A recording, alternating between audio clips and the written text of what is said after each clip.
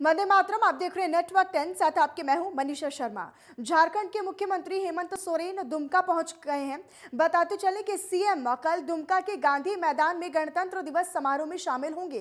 इसी के साथ सीएम हेमंत सोरेन के छोटे भाई सह दुमका विधायक बसंत सोरेन ने दुमका एयरपोर्ट पर उनका स्वागत भी किया। बताते चले कि दुमका में कल मुख्यमंत्री गणतंत्र दिवस के कार्यक्रम में शामिल होंगे।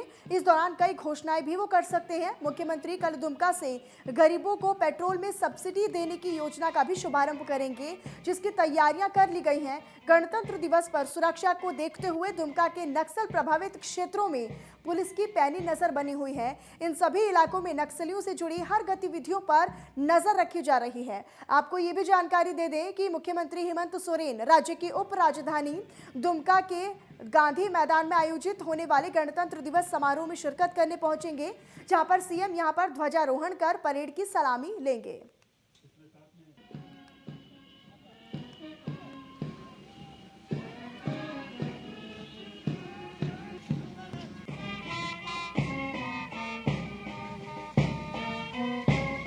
नियमित रूप से जिस प्रकार से पूर्व में 26 जनवरी को गणतंत्र दिवस के अवसर पर माननीय मुख्यमंत्री जी के द्वारा झंडोत्तोलन प्रस्तावित है और साथ ही साथ उस अवसर पर यहाँ पर विभिन्न विभागों की झांकियों का प्रदर्शन होगा और विभिन्न यूनिट्स के द्वारा यहाँ पर मार्च पास्ट भी किया जाएगा। और उधर राज्य के ऐतिहासिक मोरहाबादी मैदान में कल गणतंत्र दिवस समारोह आयोजित किया जाएगा। इसके अलावा आपको ये भी बता दें कि यहाँ पर राज्यपाल रमेश बैस ध्वजारोहण करते नजर आएंगे। इसको लेकर तैयारियां पूरी कर ली गई हैं। इसके लिए यातायात व्यवस्था में बदलाव भी किए गए हैं। कल सुबह 6 बजे से रात 10 बजे तक शहर में भारी वाहनों पर नो एंट्री रहेगी, यानी प्रतिबंध रहेगा। साथ ही साथ भारी संख्या में पुलिस बल की तैनाती भी की गई है। मुख्य कार्यक्रम स्थल मोरहाबादी मैदान में सुरक्षा के कड़े इंतजामात किए जा चुके हैं। वहीं दर्शकों के बैठने की भी व्यवस्था की गई है, जो कि सीमित होगी। कोविड-19 गाइडलाइंस के तहत कार्यक्रम आयोजित किया जाएगा। बताते चलें कि समारोह के दौरान राज्यपाल कल राज्य के एसएसपी सुरेंद्र कुमार झा और 23 पुलिस अधिकारियों को सम्मानित भी करेंगे।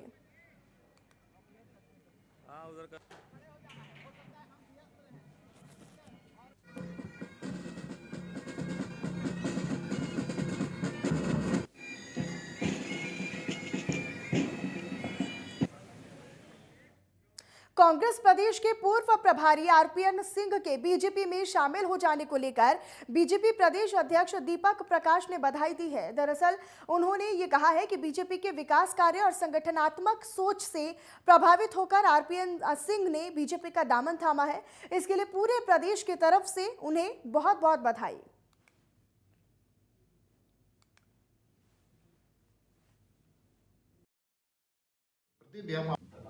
श्री आरपीएन सिंह जी का भारतीय जनता पार्टी में आने पर हमारी ओर से, पार्टी की ओर से, झारखंड प्रदेश की ओर से उनका अभिनंदन, उनको बधाई, उनको साधुवाद।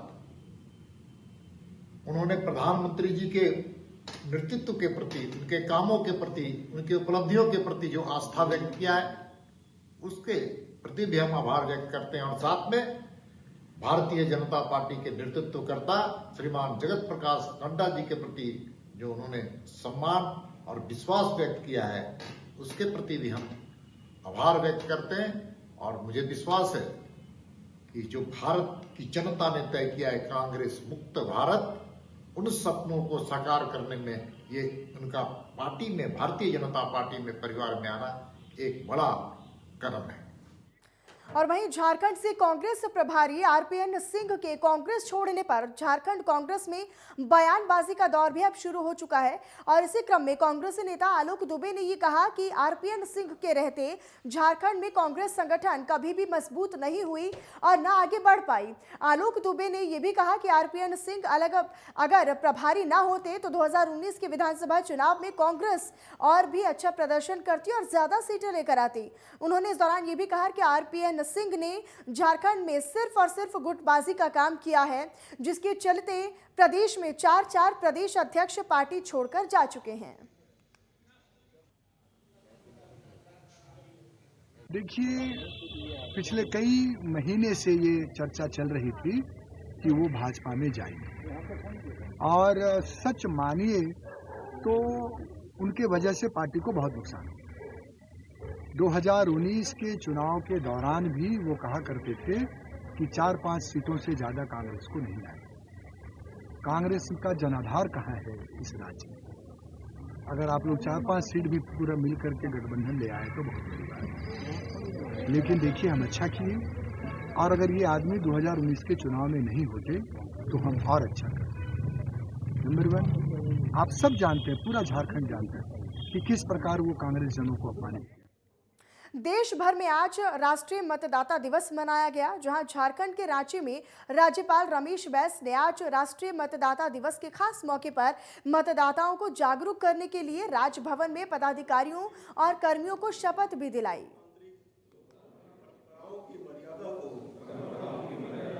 बनाए रखेंगे तथा स्वतंत्र, निष्पक्ष एवं शांतिपूर्ण निर्वाचन की गरिमा को अक्षुण्ण रखते हुए निर्भीक होकर धर्म, वर्ग, जाति, समुदाय, भाषा अथवा अन्य किसी भी प्रलोभन से प्रभावित हुए बिना।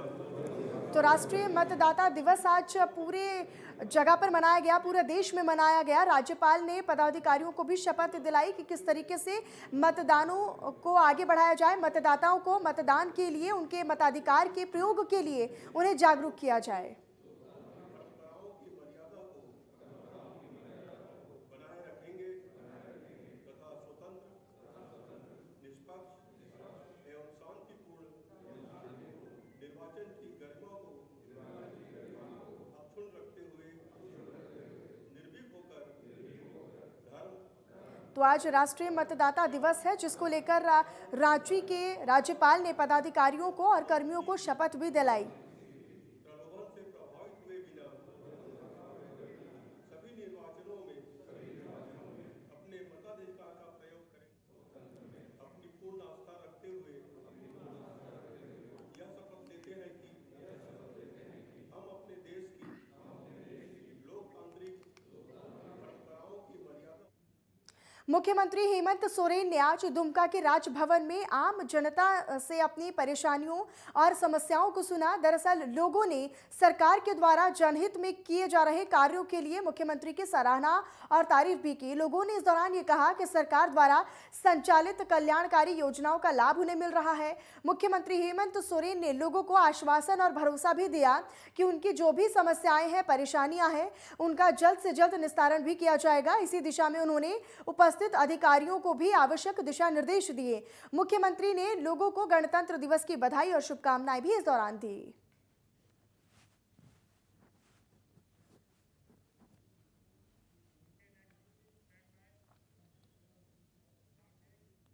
झारखंड के मुख्यमंत्री हेमंत सोरेन ने गणतंत्र दिवस की पूर्व संध्या पर राज्य समेत देश की जनता को बधाई और शुभकामनाएं दी।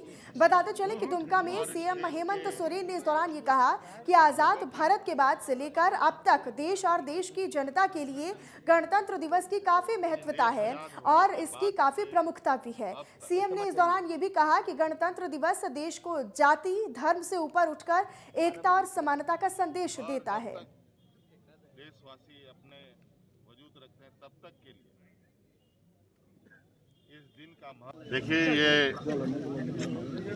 दिवस इस देश के लिए और इस देश के लोगों के लिए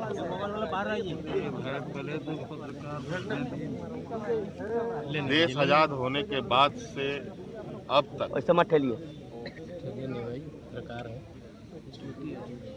हमारा भी ड्यूटी है सर। और जब तक देशवासी अपने वजूद रखते हैं तब तक के लिए इस दिन का महत्व और सब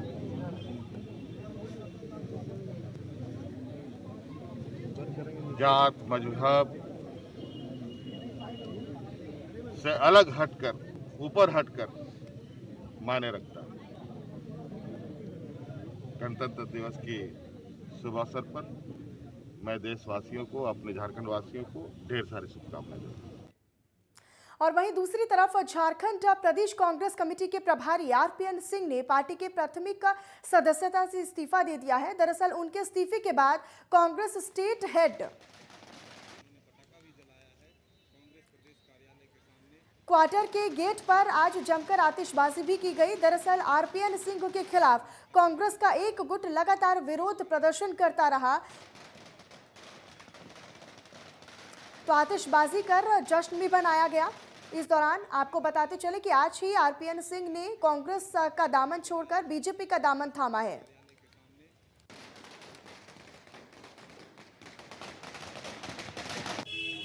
देखिए, हमें लगता है कि नेतृत्व ने उन्हें झारखंड का प्रभार सौंपा था और उनके नेतृत्व में यहां विधानसभा का चुनाव लड़ा भी गया। हम 18 सीट लेके भी आए। इसलिए मैंने कहा कि पार्टी में आना और पार्टी छोड़ना यह किसी व्यक्ति का अपना विचार हो सकता है। कांग्रेस बड़ी पार्टी है, बहुत लोग इस पार्टी में आए और बहुत सारे लोग इस पार्टी से गए, लेकिन कांग्रेस पूरी मजबूती के साथ अपने जमीन पे खड़ी है। और उधर 7वीं जेपीएससी मुख्य परीक्षा पर रोक लगाने की मांग को लेकर दायर याचिका पर झारखंड हाई कोर्ट में आज सुनवाई की गई। दरअसल झारखंड हाई कोर्ट के मुख्य न्यायाधीश डॉक्टर रवि रंजन और न्यायाधीश सुजीत नारायण प्रसाद की अदालत में सुनवाई की गई। दरअसल जेपीएससी ने मुख्य परीक्षा को 2 हफ्ते तक के लिए स्थगित करते हुए जवाब पेश करने के लिए समय मांगा है। कोर्ट में सरकार ने ही कहा है कि 3 हफ्ते में संशोधित रिजल्ट जारी किया जाएगा। अदालत ने जेपीएससी को समय देते हुए मामले की अगली सुनवाई 15 फरवरी की तय की गई है। बताते चले कि 28 जनवरी से जेपीएससी की मुख्य परीक्षा होने जा रही थी, लेकिन उसे स्थगित करना पड़ा।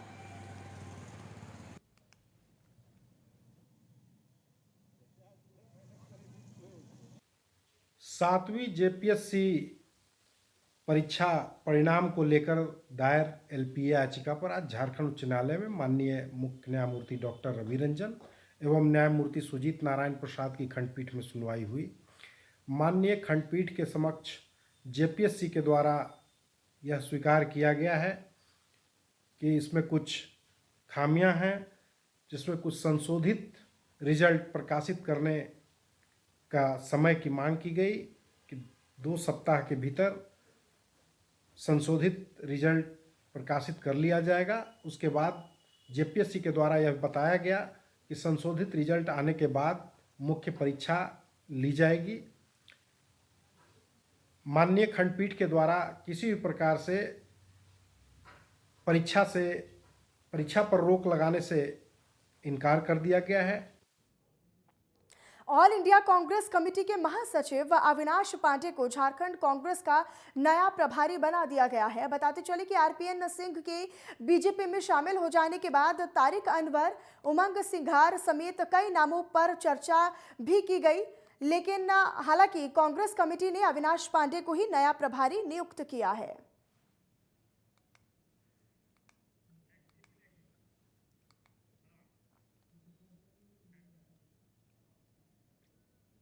और वहीं गढ़वा के बहेरा टोली में सुरक्षा बलों ने नक्सलियों की बड़ी साजिश को नाकाम कर दिया है। दरअसल नक्सलियों ने प्रतिरोध सप्ताह के दौरान सुरक्षा बलों को निशाना बनाने के लिए बूढ़ा पहाड़ के इलाके में लैंड माइन कराया था, लेकिन सुरक्षा बलों ने विस्फोटक को नष्ट कर दिया है। घटना के बाद इलाके में अब भी सर्च ऑपरेशन जारी है।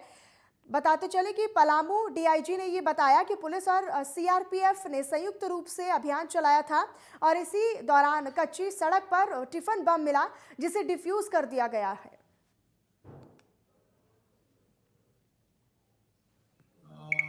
हमारा जो प्रतिरोध सप्ताह के ये में हम अपना सर्च शैडो अभियान चला रहे हैं, उसी के अंतर्गत आज बहरा टोली के आगे एक आईडी मिला, जिसे हमारे जवानों ने, बीडीडीएस टीम ने उसे डिफ्यूज किया है।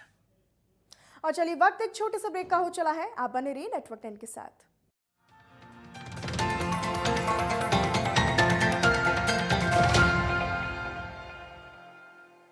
क्या आप दुबले पतले कमजोर हैं, आपकी सेहत नहीं बनती, भूख कम लगती है, वजन नहीं बढ़ता। दरअसल मेन बात खाना पीना खाना नहीं है, मेन बात है खाया पिया लगना। और अगर खाया पिया लगेगा ही नहीं तो आपकी सेहत बनेगी कैसे? इसलिए हमारी संस्था सन्यासी आयुर्वेदा ने एक ऐसी दवा का निर्माण किया है जो कि आपके लिवर सिस्टम को, आपके पाचन तंत्र को दुरुस्त करने का काम करती है, ताकि आप जो भी खाएं उसका पूरे का पूरा निचोड़ आपके शरीर को लगे, आपकी भूख बढ़े, खाया पिया सही से लगे, नया खून बने, हड्डियों में जान आए, चेहरे पर नूर, लालिमा, रौनक आए और आप मोटे, तगड़े, खूबसूरत पर्सनैलिटी के मालिक बन जाएं। 100% आयुर्वेदिक दवा होती है। इसका शरीर पर कोई भी साइड इफेक्ट, कोई भी नुकसान या दुष्प्रभाव नहीं होता। लड़के लड़कियां दोनों इसका इस्तेमाल कर सकते हैं और पहले 15 दिन के अंदर ही आपको इसका असर महसूस हो जाएगा। सिर्फ 699 रुपए की पूरे 1 महीने की दवा होती है और आप इसे घर बैठे 011-45454545 पर फोन करके दवा मंगवा सकते हैं। खास जड़ी बूटियों से बना पेट सफा आयुर्वेदिक चूर्ण आज ही ले आएं। पेट सफा पहली रात से ही असर दिखाता है और इसकी आदत भी नहीं पड़ती। पेट सफा, हर रोग दफा। कब्ज, कॉन्स्टिपेशन। सर पेट साफ नहीं हुआ? हाँ भाई हाँ। सबको एक साथ कैसे पता चल गया? अरे भाई, कब्ज का असर चेहरे पे साफ दिखता है। ये लो कायम चूर्ण, इसमें 40 साल का भरोसा है जो पेट को साफ करे एक ही रात में, और ये 100% आयुर्वेदिक है। कायम चूर्ण के साथ पेट रहे साफ। भावनगर वाले शेठ ब्रदर्स का उत्पादन। खुदी को आजमाया है तो ये अंदाज आया। तुम में भी मैं हूँ, शुद्ध प्लस पान मसाला। अरे भैया, तुम्हें कब से क्या? लोग ऐसी गंभीर समस्या को हंसी मजाक में उड़ाते। खास जड़ी बूटियों से बना पेट सफा आयुर्वेदिक चूर्ण आज ही ले आएं। पेट सफा पहली रात से ही असर दिखाता है और इसकी आदत भी नहीं पड़ती। पेट सफा, हर रोग दफा।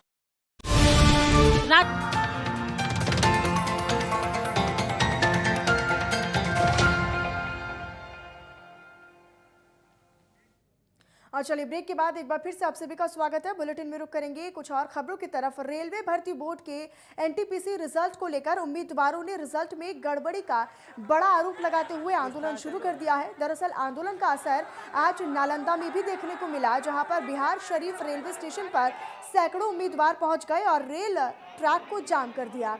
और वहीं उम्मीदवारों ने रिजल्ट में बड़ी गड़बड़ी का आरोप लगाते हुए जमकर बवाल भी काटा। दरअसल छात्र रेलवे ट्रैक पर बैठकर प्रदर्शन करते नजर आए। रेलवे ट्रैक के जाम किए जाने का असर देखने को मिला, जिसके कारण राजगीर से नई दिल्ली जाने वाली श्रमजीवी एक्सप्रेस का परिचालन बाधित हुआ। वहीं 1 घंटे तक रेलवे ट्रैक पर भगदड़ जैसा माहौल बना रहा। छात्रों का ये सीधा आरोप है कि रेलवे भर्ती बोर्ड के द्वारा ग्रुप डी के परीक्षा में गड़बड़ी की गई है, जिससे छात्रों का भविष्य अंधकार में हो गया है।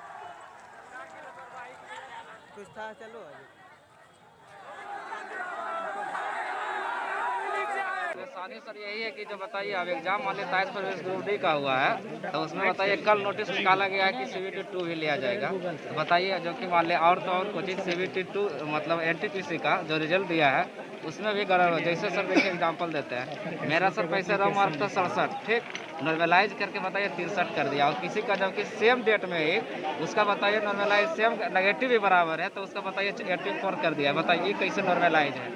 ये सब भी समझ में नहीं आ रहा है। इस सभी बारे में यानी फिर से एनटीपीसी कुछ परीक्षार्थी हैं जिन्हें परीक्षा के रिजल्ट से और उनके प्रोसीजर्स में उन्हें कुछ मांग है उनकी, उसी को लेकर के यहाँ पर बिहार शरीफ रेलवे स्टेशन पर लोग इकट्ठा हुए हैं, स्टूडेंट इकट्ठा हुए हैं।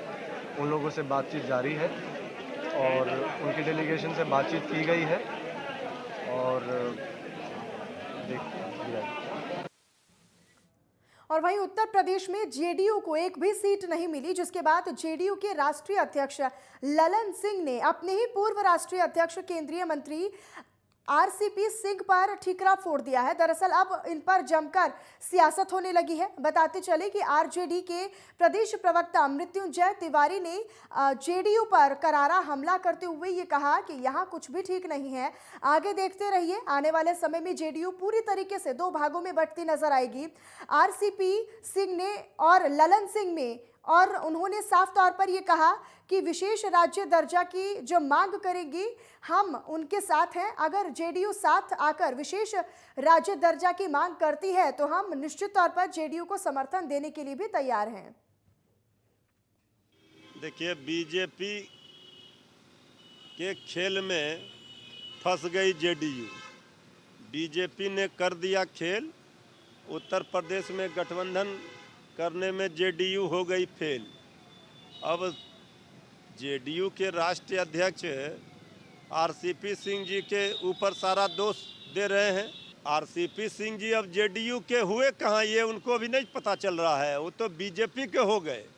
तो जेडीयू के अंदर खाने गुटबाजी खेमेबाजी चरम पर है, घमासान मचा हुआ है। अब आगे आगे देखिए होता है क्या। विशेष राज्य के दर्जे पर, विशेष राज्य के दर्जे पर दोनों जगह तो सरकार में है जेडीयू। जिनसे मांग कर रहे हैं प्रधानमंत्री जी, वहाँ भी सरकार में उनके लोग हैं, यहाँ भी सरकार में है। तो ये मांग किससे कर रहे हैं? अमेरिका के राष्ट्रपति से। विशेष राज्य के दर्जे से मतलब नहीं है, ये इस पर सियासत न चमकाए। और वहीं दूसरी तरफ विधान परिषद चुनाव की सीटों को लेकर संजय जायसवाल ने बयान दिया है। दरअसल उन्होंने अपने बयान के दौरान ये कहा कि हमारे सहयोगी दलों से सद्भावना पूर्वक बात हो रही है। प्रभारी भूपेंद्र यादव जब पटना आएंगे और उसी दिन वह संयुक्त रूप से सीटों की घोषणा भी करेंगे। यूपी में जेडीयू की सीट न मिलने पर संजय जायसवाल ने कहा कि ये जरूरी नहीं है कि हर राज्य में गठबंधन हो जाए। गठबंधन राज्य की इकाइयां तय करती हैं और सिर्फ नेतृत्व तय करता है।